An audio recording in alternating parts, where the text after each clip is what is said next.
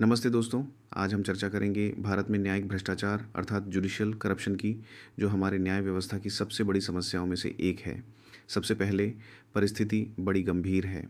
Transparency international की report के अनुसार 2013 में 45% भारतीय परिवारों ने माना कि जुडिशरी करप्ट है और 2025 के हालिया सर्वे में ये आंकड़ा बढ़कर 85% तक पहुंच गया है।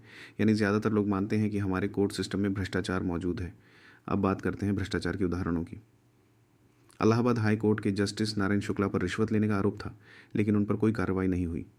दिल्ली हाई कोर्ट के जज जितेंद्र मिश्रा को फिक्स्ड डिपॉजिट्स जल्दी रिलीज कराने के लिए रिश्वत मांगने पर सस्पेंड किया गया। जज रचना तिवारी को 4 लाख की रिश्वत लेते हुए गिरफ्तार किया गया और सीबीआई ने उनके घर से 94 लाख बरामद किए। सिक्किम हाई कोर्ट के जस्टिस पीडी दिनाकरन पर 16 गंभीर आरोप, जिसमें ज़मीन हड़पने का मामला भी शामिल था, लेकिन उन्हें सिर्फ इम्पीचमेंट के प्रोसीडिंग्स का सामना करना पड़ा। गुजरात के जजेस एडी आचार्य और पीडी इनामदार को पैसे लेकर फैसला दिलाने के लिए कैमरे में पकड़ा गया और सस्पेंड किया गया।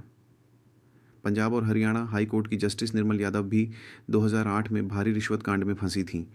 इन उदाहरणों से साफ है कि करप्शन सिर्फ छोटी अदालतों तक सीमित नहीं, बल्कि हाई कोर्ट्स और सुप्रीम कोर्ट तक भी पहुंच चुका है। तो फिर क्यों कार्रवाई मुश्किल होती है? कारण है कि हमारे पास इन हाउस मैकेनिज्म है, जिसमें ज़्यादातर शिकायतें सीनियर जजेस के पैनल्स द्वारा कॉन्फिडेंशियल तरीके से देखी जाती हैं। हाई कोर्ट और सुप्रीम कोर्ट के जजेस के लिए कॉन्स्टिट्यूशनल प्रोविज़न है इम्पीचमेंट का, लेकिन ये इतना कठोर और राजनीतिक रूप से जटिल होता है कि अब तक किसी जज को भ्रष्टाचार के लिए इम्पीच नहीं किया गया। सिस्टम की कमजोरियां, हमारे यहाँ केस का भारी बैकलॉग है। लगभग 5 करोड़ केस पेंडिंग हैं। ये लंबित मामलों का बोझ न्याय व्यवस्था को स्लो और ससेप्टेबल बनाता है करप्शन के लिए। जुडिशियल अपॉइंटमेंट्स और डिसिप्लिनरी एक्शंस में पारदर्शिता की कमी है। आरटीआई का अधिकार तो मिल गया है जुडिशरी को भी, पर एसेट डिटेल्स और अदर सेंसिटिव इन्फो छिपाई जाती हैं। क्या किया जा रहा है? सुप्रीम कोर्ट ने कुछ लैंडमार्क केसेस में सख्त रुख अपनाया है, जैसे MP special police establishment versus state of MP में करप्शन के आरोपों की जांच और सज़ा को दंडित करना सुनिश्चित किया गया।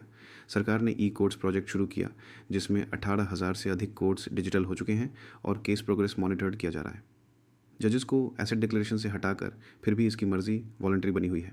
क्या करना चाहिए? हम सभी को जागरूक होना होगा और डिमांड्स करनी होंगी, जैसे जुडिशियल एसेट्स की मैंडेटरी डिस्क्लोजर होनी चाहिए, एक इंडिपेंडेंट ओवरसाइट बॉडी बने और इम्पीचमेंट प्रक्रिया को पारदर्शी और तेज़ बनाया जाए। अगर आपको लगता है कोई जज करप्ट है, तो हाई कोर्ट या सुप्रीम कोर्ट में शिकायत दर्ज कर सकते हैं। हालांकि ये स्लो प्रोसेस है, पर आवाज़ उठाना ज़रूरी है। याद रखिए, justice delayed is justice denied. बिना सुधार के हमारे लिए सच्चा न्याय पाना मुश्किल होगा। आइए जागरूक बने और अपने न्यायिक सिस्टम को साफ सुथरा बनाने में योगदान दें। धन्यवाद।